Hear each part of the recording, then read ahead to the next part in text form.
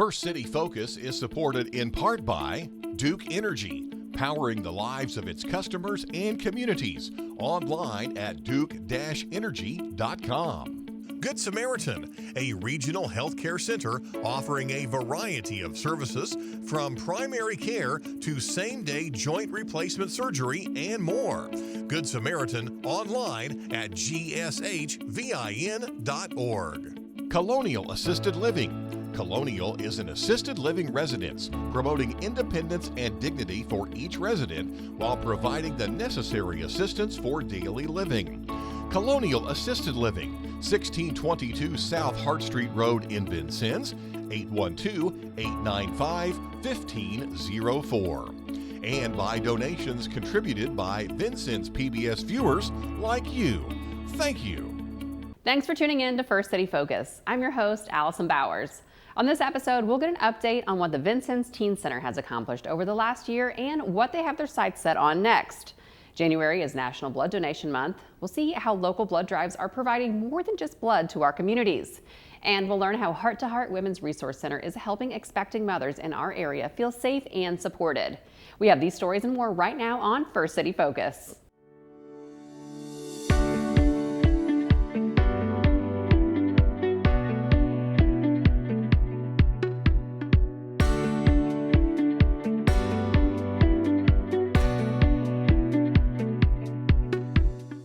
Teenagers a safe and encouraging place where they can be themselves and hang out with friends was the original idea for the Vincennes Teen Center. I'm here today with Mackenzie Young, and I'm excited to hear how it's grown into even more. Thanks for joining me today, Mackenzie. Thanks for having me. Yeah, so exactly how long has the Teen Center been open now? So the Teen Center opened February 14th of 2024, so we're almost at the 2-year anniversary. And it's been great since the beginning. Yeah. So for those watching that haven't heard anything about this possibly, explain a little bit, what is the Teen Center? So the Teen Center is a space in the basement of Old Town Players, which is the local theater, and it's a place to hang out. They have snacks and there's TVs, games, ping pong, art room. It's really like hanging out at a friend's house after school. Okay, and so you said after school, is that when it's open typically after school and throughout the school year, or? Yeah, so we follow all school schedules, so we're open on days that school is open. We're closed on weather days and all holidays. Right. And spring breaks, of course. Right, and throughout the summer, And correct? throughout the summer as well, yes. Right, and I think kind of watching and keeping up with the Teen Center over the past, you've had programming on certain days, right? And I think recently you've been trying to ramp that up in collaboration with the library. Is that correct? Yeah, so when we started, the Knox County Community Learning Kitchen has always done Hot Meal Mondays, which is a favorite of all the kids. They try to come on Monday, if no other day. Right. And that's a collaboration with the library. And as we've spoken to the kids over last semester, we found that as they spent summer there and school breaks there, they started to, well, I want to go to the library on this day, but I also want to come to the Teen Center on this day. Right. You know, I'm actually choosing. So it was always part of the idea to collaborate and maybe move to other community spaces. So this semester we're giving that a try with 2 days a week at the library. Yeah, and that I think gives them, because then it's 5-day-a-week programming still, right? It's just different locations and different subjects. Locations, and the library has a lot of special Saturday events. So that really opens them up to 6 days of programming a week and safe spaces they know that they can be and hang out. Right, and that are a neutral space. Very neutral. Yes. So it's not someone's house, it's not school, it's not anything, it's just a neutral space. It's free to come hang out. Now, what are the ages that are welcome to come? We do 12 to 17. And it's been really cool as some of the original kids we had the first year, now we are getting their younger siblings that are aging into the age group in middle school that are also coming. So that's been really cool to see as well now that we're 2 years in. Right, yeah, and I'm sure you'll see that as the years go on. Absolutely. And as that grows. Now, how are kids getting there? Are they riding the school bus? Are they riding the trolley? How are they getting there? Actually, Van Gogh has been a great partner with us from the beginning.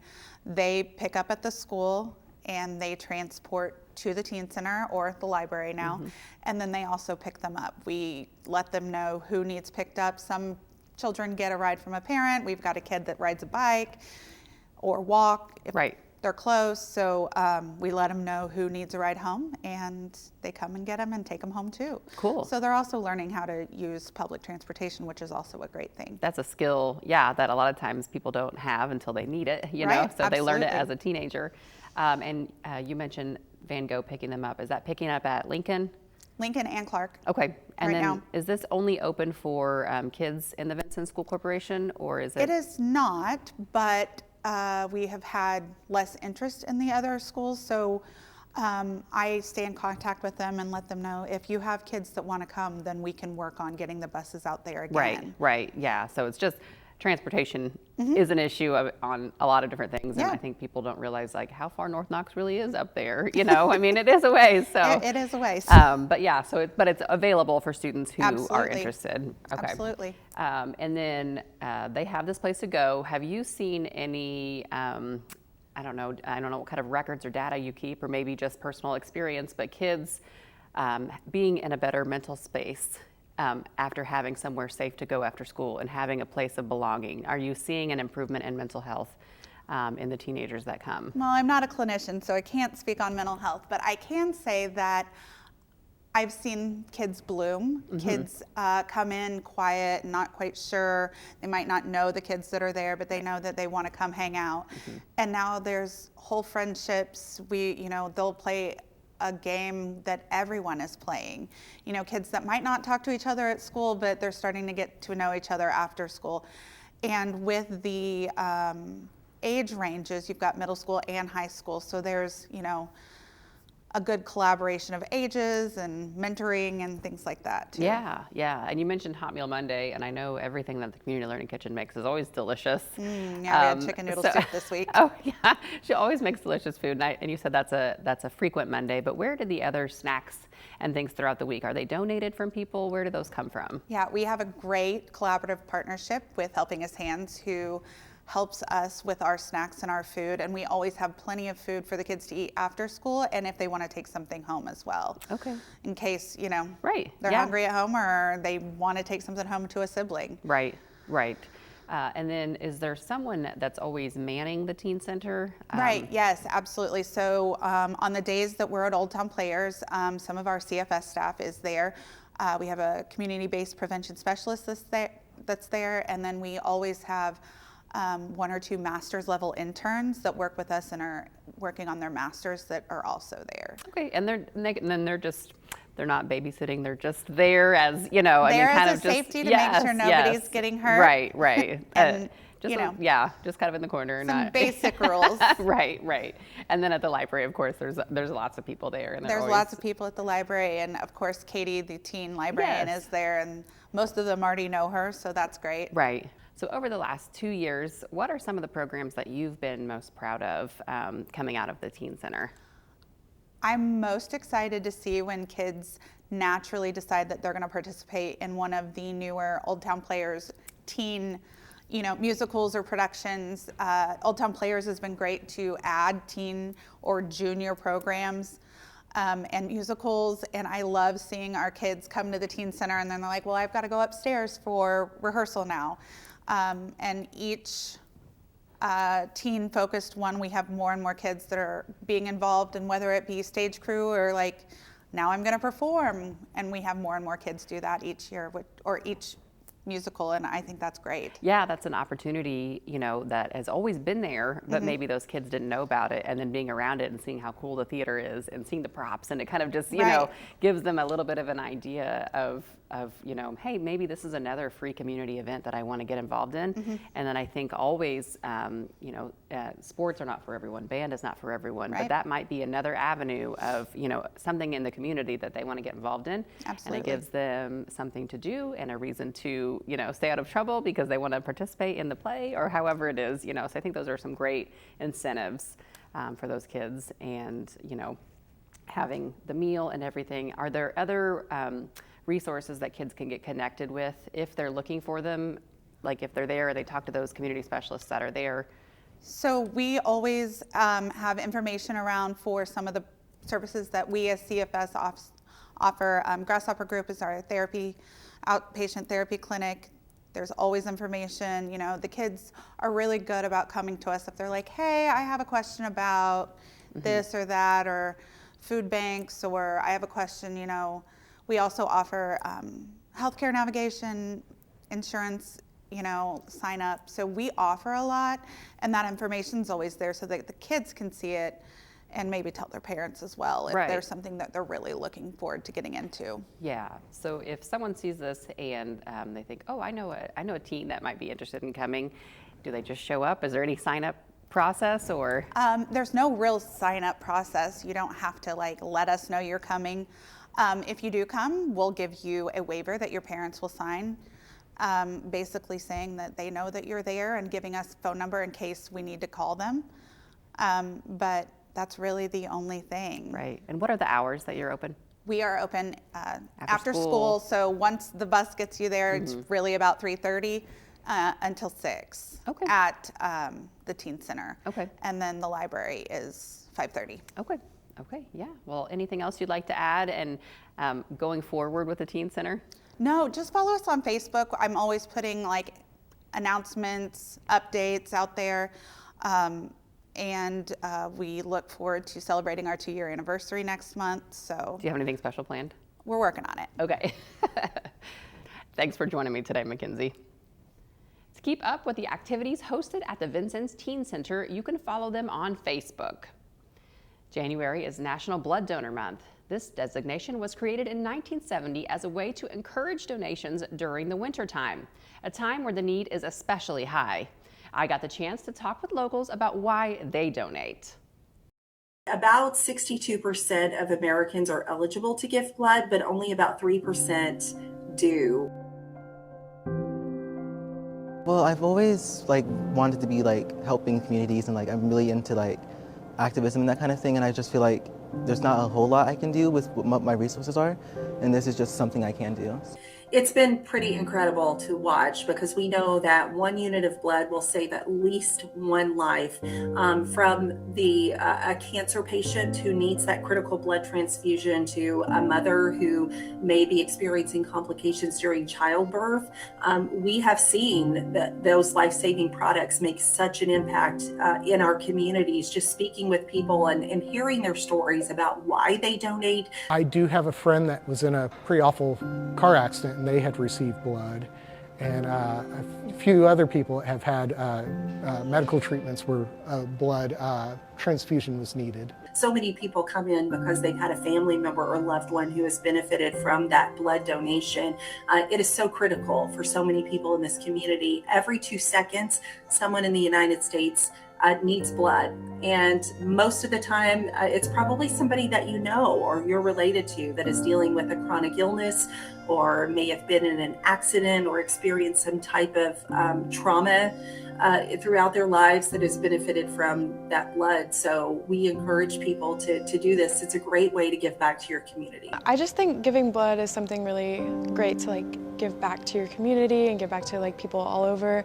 I hadn't experienced anybody in my life needing blood yet, but I knew that it was a very big problem and that there were shortages of it. And they talked about it at school a lot, how there was such a big need for it, and it feels good to give back. Unfortunately, we can't manufacture blood, and it only has a shelf life of about 42 days. So we are constantly encouraging people in the community to donate and encouraging businesses and organizations to consider hosting blood drives.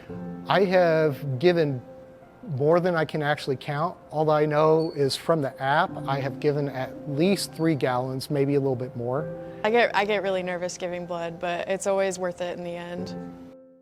To find a list of Red Cross blood drives near you, you can check out redcross.org. Our next guest represents an organization who is aiming to ensure that no baby in our community goes without a crib, car seat, or other essentials. Welcome Paige Williams with Heart to Heart. Thank you. Thank you, Paige. As mothers, we know that pregnancy is not always easy and not very inexpensive. Yes. So tell me about how your organization is aiming to support those mothers that have financial struggles. So we have several programs that we want to aim at mothers in different variations of pregnancy and or postpartum. So our first big program, we have free ultrasounds and pregnancy tests. So maybe mom is working and doesn't qualify for Medicaid or prenatal care through insurance, or she doesn't have access to workplace insurance. So we can provide that first free ultrasound and we can help her through the Medicaid process. And then that's good for 2 years. So that does help her and baby automatically does apply if mom has Medicaid. So we can do pregnancy tests and ultrasounds to eliminate moms from getting prenatal care or for pushing it off until later in the pregnancy, and hopefully catch some things early if needed. And we also can get them access to care at that point with an established OB. So that's the first program. So then after that, what do we do now that we know you're pregnant? We know that's really where the financial hardship starts, right?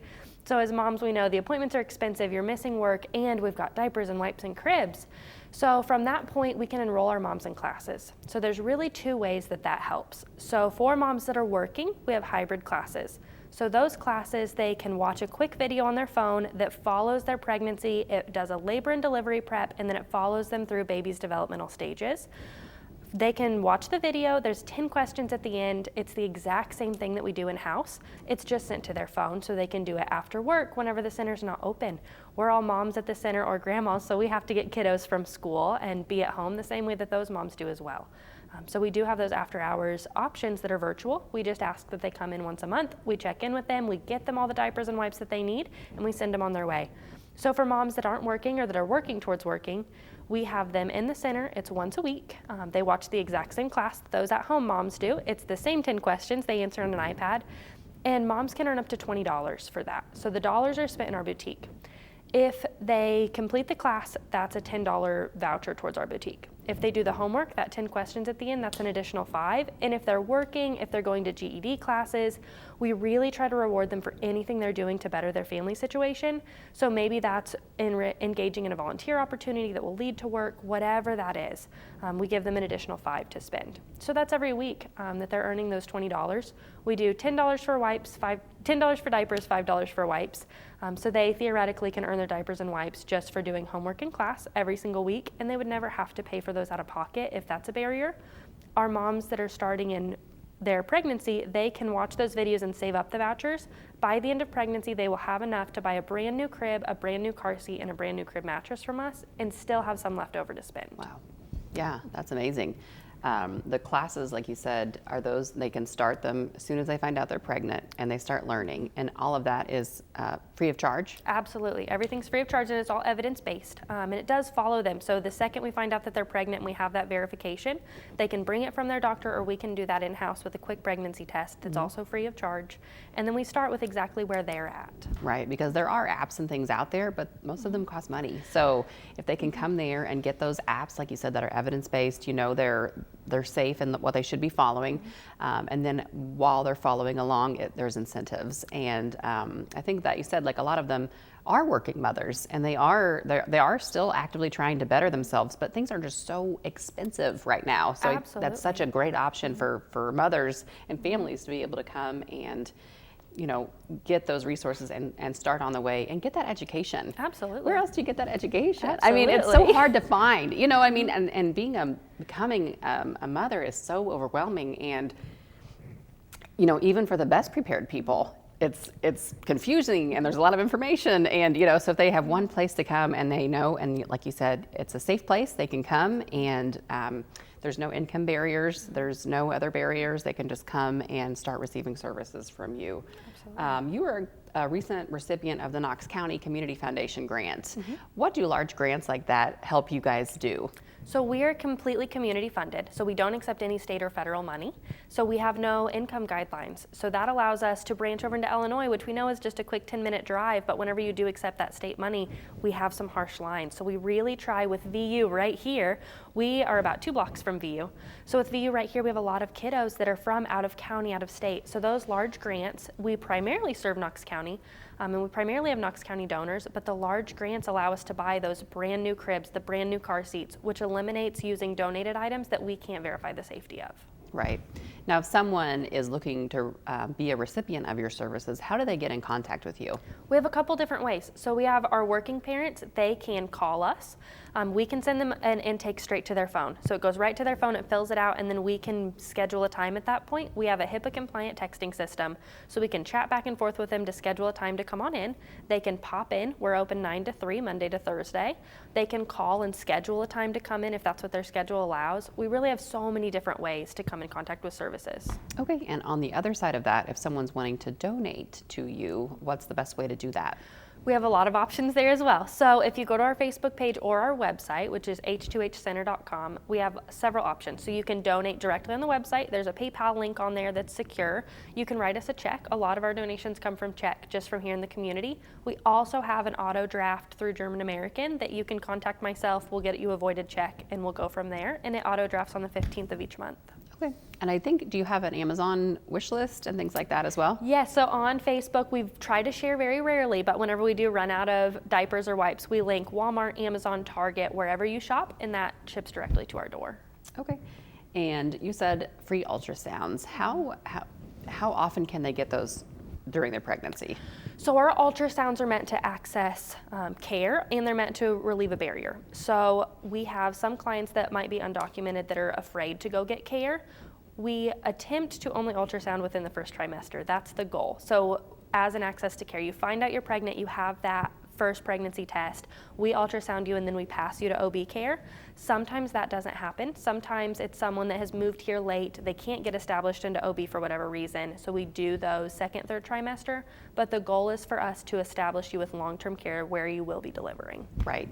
And you kind of, so you're kind of just the initial step, you're step one. Yes. And then if someone comes here and they have just given birth and they don't have anything, you kind of mentioned emergency services. Absolutely. What's the steps of that? So about 2 years ago, we were finding that a lot of parents were being denied their child care visits because they didn't have access to diapers, wipes, and formula. So if they found out the same day that they didn't have the right brand of diaper, or they had switched formula with kiddo, or for parents that you get off work and you look in your back seat and there's no diapers in the diaper bag. Think we've all been there when you find out you have one diaper left and you thought you had an extra pack. Yeah. So diapers are expensive. Formula is expensive. We have that same day service. It's only one time every 180 days, so one time every 6 months, and we only serve up to baby's second year. So it's not something that people can repetitively come in and just use as free diapers. They do have to put in the work to watch those videos if they want that service. But we do have that access. We also have Tylenol available. One thing that we were hearing from a lot of healthcare professionals is that the ER was being used for fevers, for things that Tylenol could have fixed, but parents can't afford Tylenol, which is $6 and $7 for a bottle of Tylenol or ibuprofen. So that's something that we also have been utilizing with emergency assistance as well, to give parents access to same day help.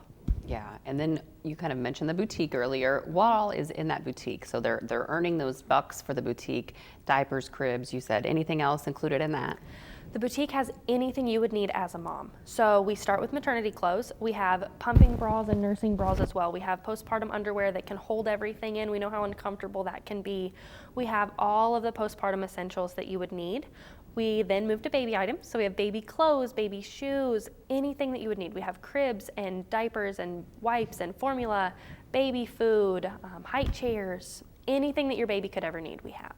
Okay, and you have a upcoming fundraiser, right? We do. Tell me about that. So our biggest fundraiser of the year is our fundraising banquet. So that's March 27th. It's at Highland Woods. We have a registration link on Facebook and on our website under the donor page if anyone wants to register, but that's where it's free of charge to attend with the expectation that you do donate the night of.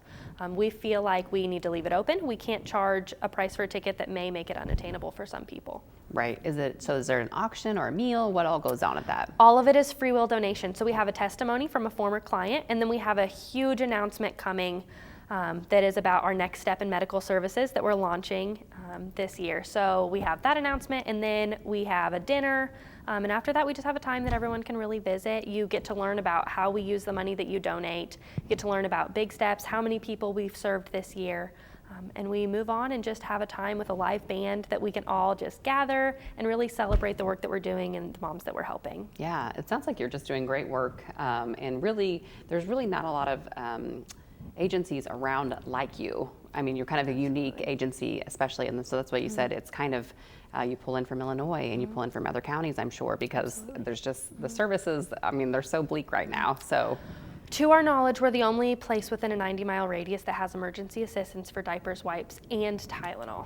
We don't know of any other place that has that. That's why we started. And there's about a 45-minute to 60-minute drive for free ultrasounds as well. Okay, yeah. Well, you're doing very great work in the community, and I look forward to hearing what that big announcement is coming up at your banquet, and I appreciate you coming today. Absolutely. Thank you. Thank you. And as a final reminder, the Heart to Heart Banquet is March 27th at Highland Woods Community Center in Vincennes. In our final focus, it is all about celebrating the Indiana Hoosiers football team and their outstanding season. Thank you to everyone for submitting and sharing photos of a Hoosiers celebration.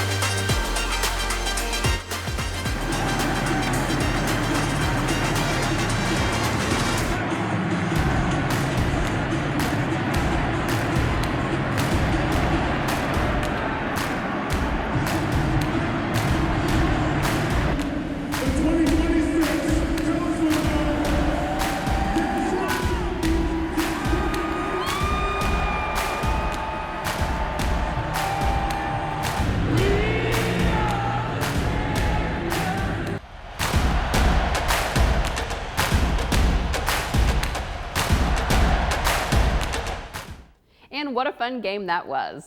That's all for this edition of First City Focus. For everyone here at Vincennes PBS, I'm Allison Bowers. Join us again next week.